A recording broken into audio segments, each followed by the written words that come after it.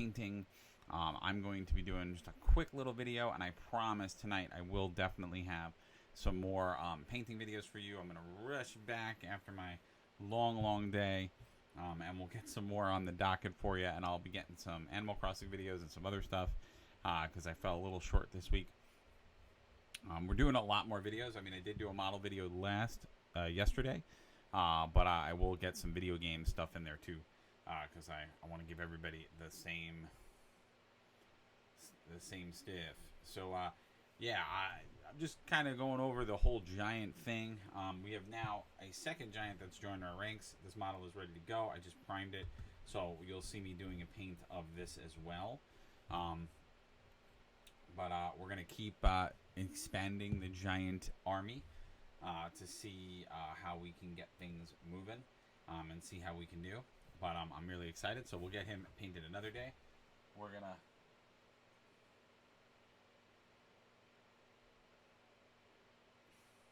I'm just looking at how that primed.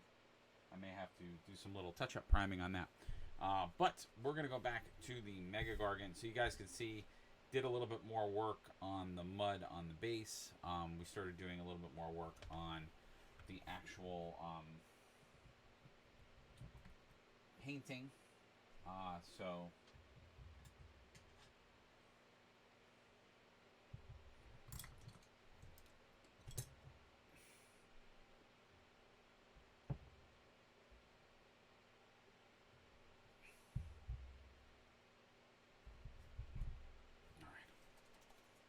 So we just keep going with the skin tone. We're just laying the base coat for the skin tone right now.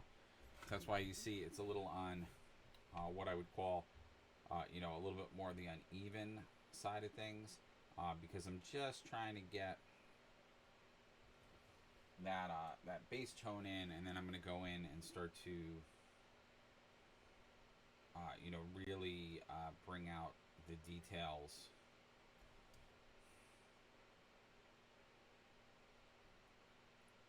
Because what you'll find with the contrast is that when you're painting larger, big areas, it has a tendency to get a little on the blotchy side.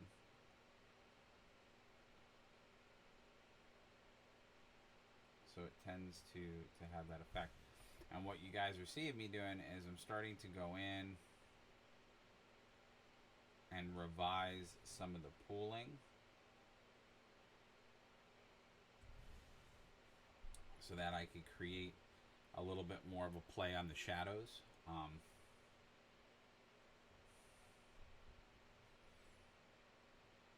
But yeah, like I said, this is just the base coat, because then I'm going to come back in and really punch up, do highlights and do some more robust shadows as we go. Because you can see already how it's starting to look good.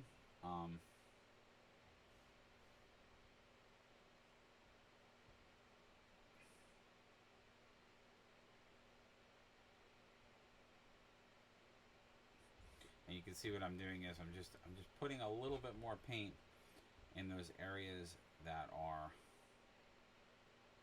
muscular, and what that's going to do is both help with the pooling.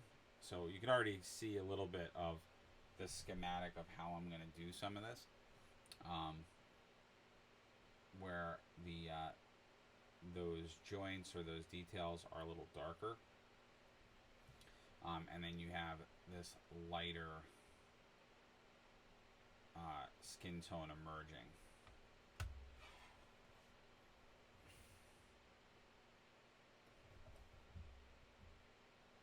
Because oddly enough, the Guilliman, that paint is actually a little bit, it dries a little darker than you might think it does. So it comes off a little darker as you go. But like I said, I'm gonna even that out so that you don't have as much pooling, dark pools that look splotchy like this, because you can see And going back to what we were talking about, I think we've talked about it a couple of times. You know, the whole idea of using an airbrush versus brushes. This is one of the disadvantages of not using an airbrush when you're painting stuff like this. Because if I had an airbrush, obviously the tone that I would apply to the skin would all be nice and even. Whereas with a paintbrush, I have to, I'm going to have to go in and finesse it a little bit because you're going to see all my brush strokes. So I'm going to have to make it look a little bit more together. But you can see that as we're painting the skin tone, just how like dynamic the skin is and how good they did, how good of a job Games Workshop did with creating wrinkles and texture and all that good stuff. Because again, the beauty of the contrast is that it immediately gets in there and starts to bring those awesome details to light with no problem. I'm being very messy, which is okay because I'm gonna actually go very dark with the color on that, so it's kind of okay if this lighter brown sort of shows its head in there, its ugliness. I'm just going to go a little darker into the crevices. So it's going to produce a little bit of a shadow. I'm going to make it cool a little bit in there.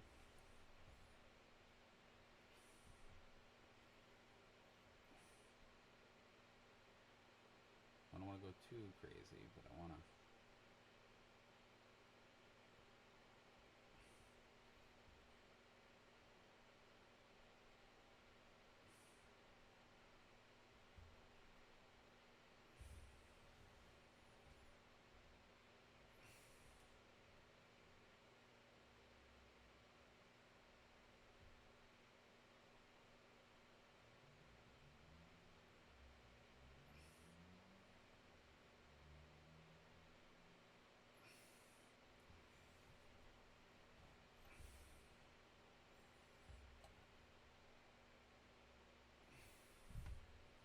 So you can see, very, very cool, just how, and there's a couple of little things, little details I may re-white out on here, but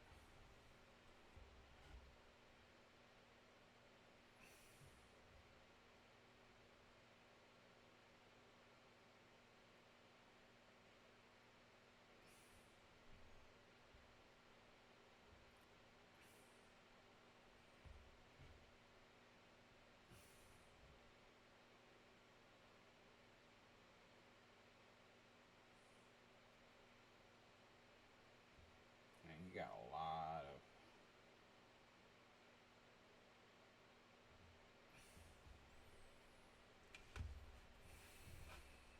lot of details that you have to keep in mind with this model.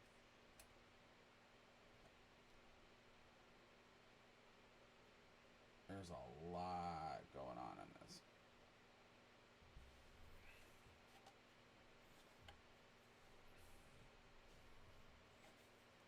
And sorry guys for the lack of a better word, a little bit of shoddy camera work. I'm trying with the bigger models. It's hard to hold them up to the camera so you guys can see. Oh, I didn't mean to go into that guy.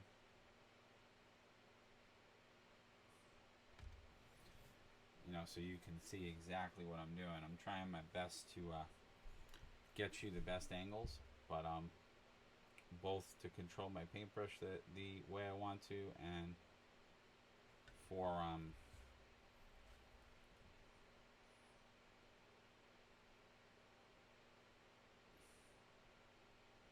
I say it a lot when I'm doing painting, but when you're doing like the contrast, the paint control, I always say it, less is more.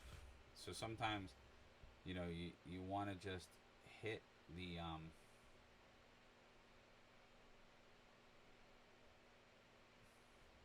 you just want to go a little less. But look at how awesome that looks. Look at I love how the nails look. I'm really excited about how the nails came out. With the, I love doing this new technique of doing like nails with the skeleton horde. So like I said, they come off. They always come off then as like dirty nails.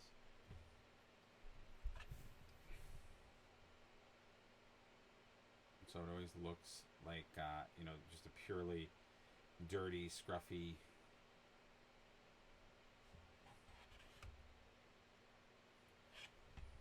I'm actually I'm gonna clean off the nipple. Oh, that sounds weird.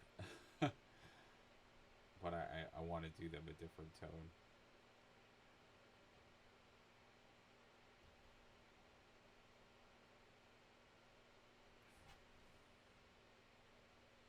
But what a crazy model.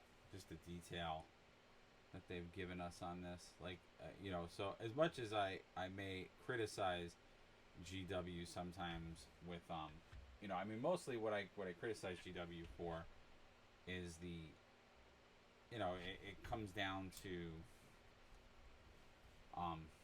for the most part, price. That's always been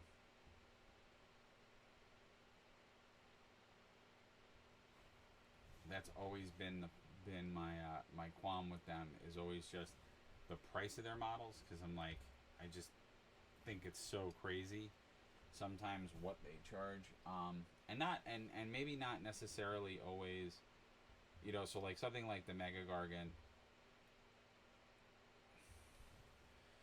I might, I still think 195 is still a pretty high price tag. What I was gonna say was, maybe for the larger models, maybe I could see where they're coming from on the price. But I guess the thing that doesn't make sense to me always with their pricing, I think it's just more so the fact that the pricing doesn't always make sense. Like it's not consistent with if you look at maybe two models that are a little similar in size, or similar in stature, or similar in function, it never seems like it adds up correctly. And then to add insult to injury, you have those other moments where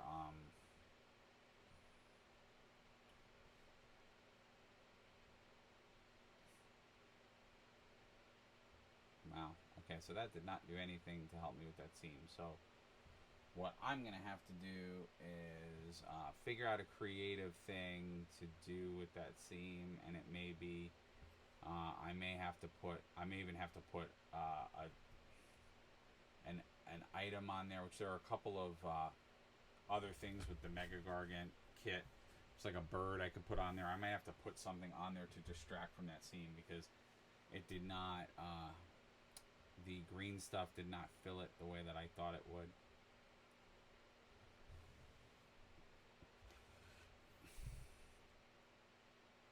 Or I guess I could turn it into a scar.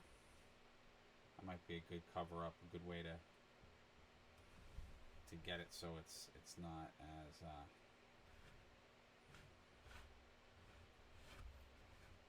glaring of a problem. All right.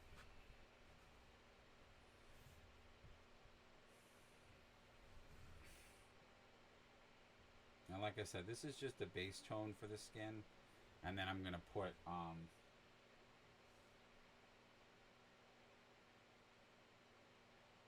I'll put some other. You'll see some other painting tricks to even out, like I said, the splotchiness of the contrast paints. And that is, I will say again, for the contrast paints, that is one thing that is true of them. when you're painting large areas, you will 100% see your paint strokes. But you can take the contrast paints and you can put them into an airbrush. So what a lot of folks will do is they will do exactly that. They will actually put, you know, I'm sort of in some cases going a little bit more. I'll put a little bit more paint if I think it's like a shadowed area, just to start to create some of those natural cues, natural breaks to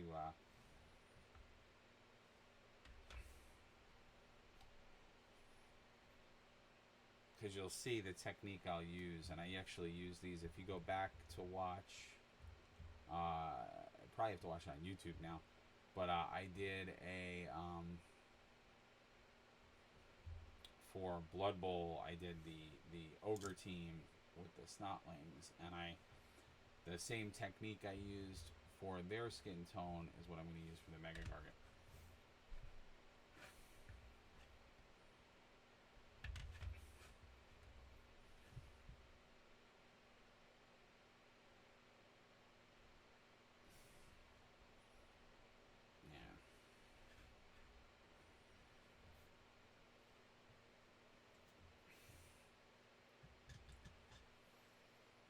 But so far, coming out real nice. I'm liking the tone. I like.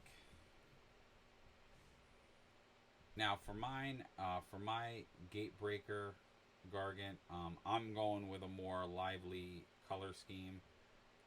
Even though the model kit itself, you'll see, it's a much more muted color scheme that they go with.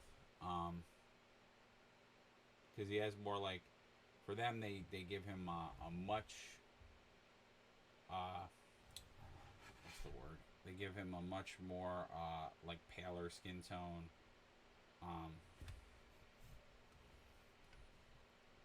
And his hood is a black hood. They do for him. I'm gonna do like a grayish hood, so he's still gonna look like, again, like many of the models that I paint. I'm gonna take the suggested color scheme.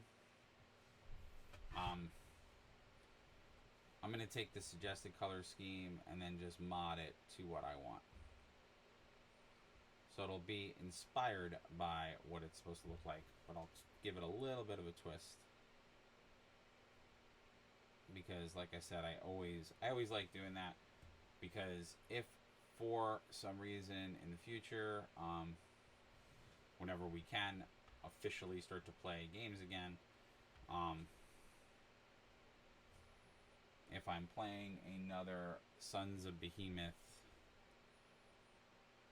army, you know, my Sons of Behemoth will be, you know, will have its own character to it.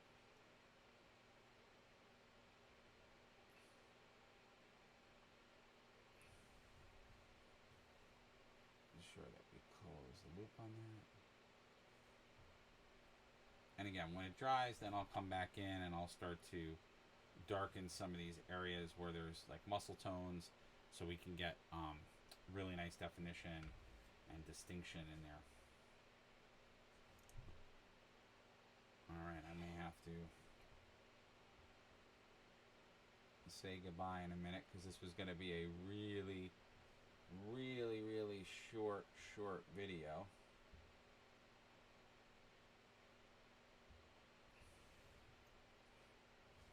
And I knew that going in.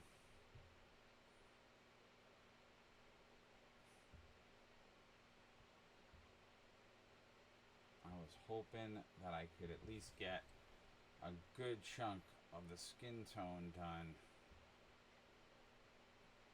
so by the time I come back, I can work on starting to do the more complex parts of what I have to do with the skin tone, because obviously that makes up a large chunk of our model.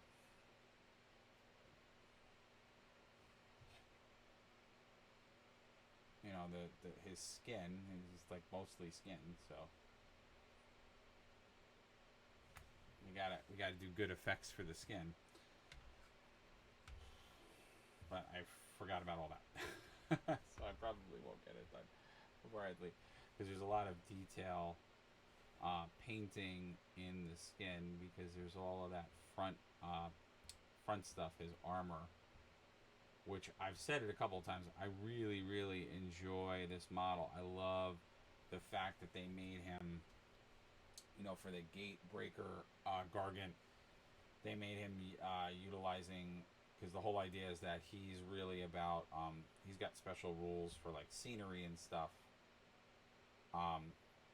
He can just break scenery. He can destroy scenery, and get it out of the way, which I think is pretty unbelievably cool. But yeah, so he you know, he's got that special rule for that. So I'm really intrigued by him, and I love how they made his armor out of you know, it's parts of buildings that he's destroyed or he's broken, and he wears them as armor, which I think is fantastic. And again, sorry for the flying giant sometimes. And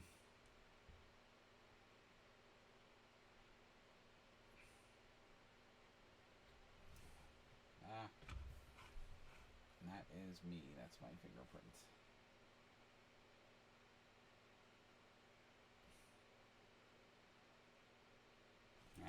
That's gonna look all splotchy. And that's my fault, because I was stupid enough to touch the back of a model that I'm still painting.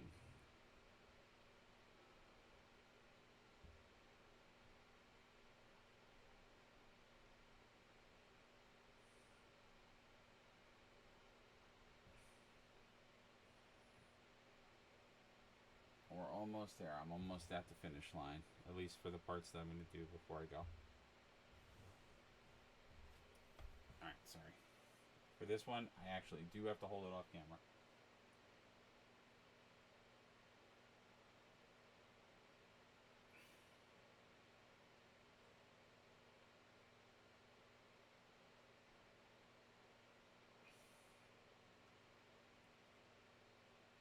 I know, sorry guys. There's no, I don't know of a way that I could do this on camera, holding it outside. So you're going to see me working on it this way.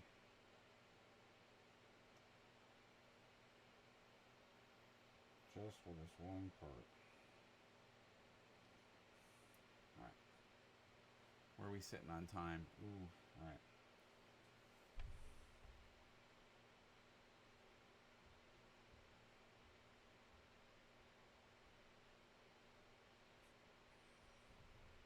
Yeah, there's an underpin that there, like under his underarm, which there was just no good way for me to paint that on camera. Sorry. Wow, this is just complicated. There's a lot going on here.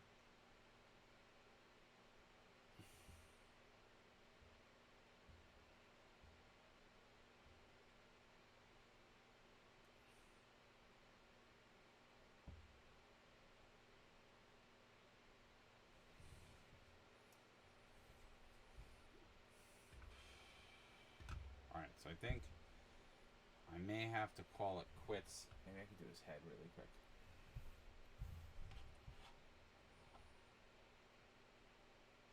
Because I'm coming up against my and there it is. It slipped out of my hand. Great.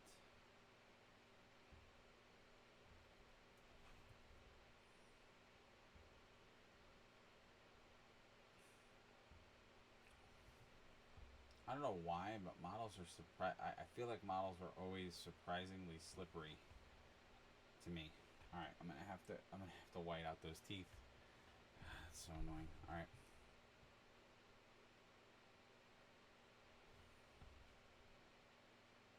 the lip because I want to do the lip a different color.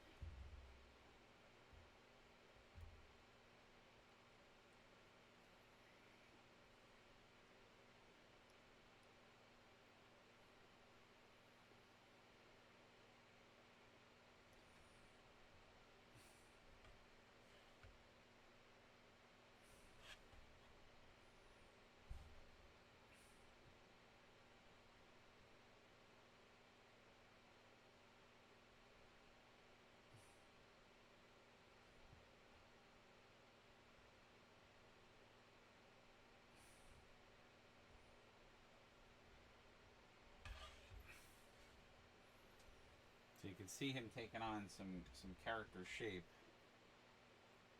just with the skin tone done. We haven't even gotten into the rest of the model yet.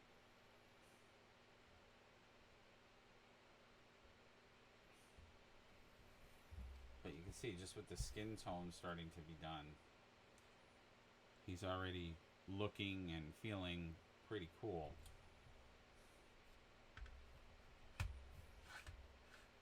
So we got quite a lot done. Now, of course, I got to go in and do some detail stuff where, you know, obviously we got skin tone inside of there that I have to get done, which I will get done.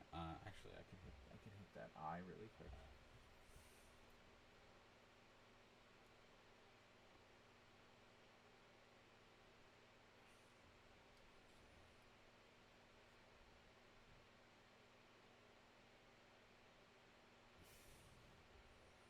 As I say, we talk a lot on the channel sometimes about how, you know, I talk about doing painting pieces separately, sometimes the heads, and maybe I'm starting, as I'm doing this more and more frequently, I might be coming around to the way of thinking that maybe I should start not assembling my heads. But the problem with that theory is that GW specifically has been making models so dynamic that you can't really like separate the head out, because sometimes you'll have part of the head on like another part of the body, or part of the model, so you actually can't just separate it that way. But all right, so Mega Gargant, we got. I'm gonna go for my bigger shot so you guys can see. Got pretty far now. Most of our skin tone is done, or at least the base coat's done. I got to go in and just do little stuff, and then we'll work on the second part of the skin tone, where we start to really flesh out and lighten up some of the skin tone. So once I do that, you'll see the splotchiness of the giant start to disappear, because it'll look a little bit better. But even just with the contrast by itself,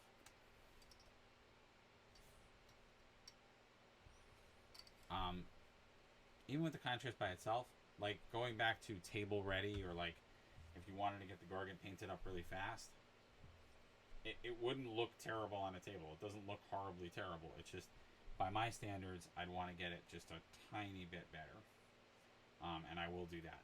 So we'll go through that and show you what that technique looks like. But again, I'm loving these toenails. I love the grittiness of them. I wanted my giants to look gritty, and then my other giant, my frost giant, is obviously going to look nice and icy. All right, well, take care, guys. Thank you so much for watching. As always, please, if you like what you saw, consider following the channel. If not, still come back and watch us. But I hope you do consider following the channel. You know, following, sharing, liking the content is a great way to support us. Doesn't cost anything to do that. There's also some links below. Please check those out. You can check out my YouTube channel and my other social media links. My goal is to do this on a much more full-time basis for all you guys. So if you can, check out my Patreon and website, and participate in either buying original art from me, or taking me on for commissions for painting, or you know, just signing up for my Patreon. If you're a fan of independent comic books, you can see some really cool introduction stuff, and I'll have more on the way. Just been a little backed up lately. But please, if you can, the Patreon support is so important. It gets me money to buy the models, the materials, and allows me to get more and more things to review and do for you guys. So again, thank you all, and as always, please stay safe, wash your hands, and please respect all the folks on this planet, because without all of us working together, we're never going to get to the next step of what we got to do. So take care, everybody. I'll see you at the next video, hopefully later tonight. All right, take care, everybody. See you soon.